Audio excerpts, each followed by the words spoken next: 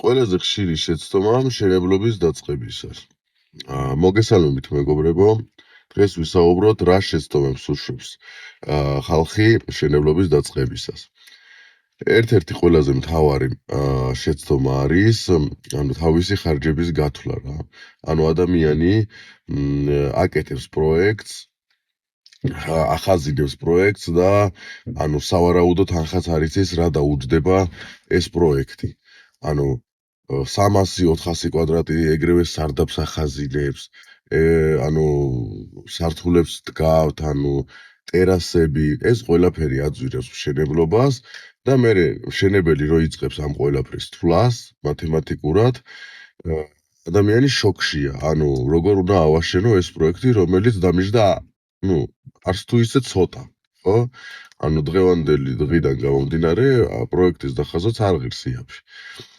ძალიან ხშირად ჩვენი დამკვეთები იმის შემდეგ რომ ვითვლით, ასე ისე იწყებენ პროექტის შემცირებას. ეს არის პირველ რიგში დროის ფაქტორი, იწელება პროექტის ცვლილებას.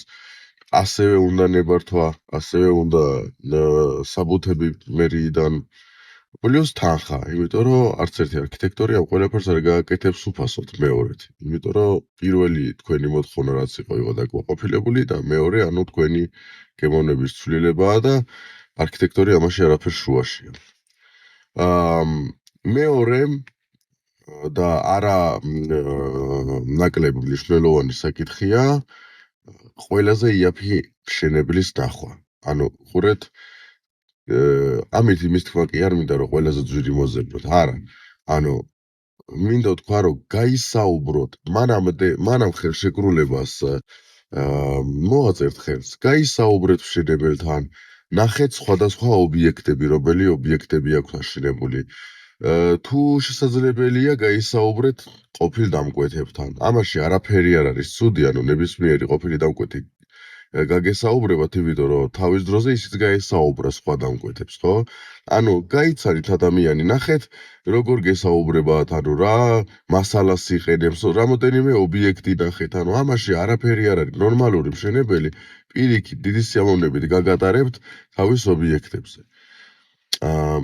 მესამე მომენტია შეცდომის, რაც შეეხება იმას, რომ იცვლიან ბრიგადებს. მაგალითად დაიწყო საძირკველის ჩასხმა ერთ-ერთმა ყველაზე იაფიანმა,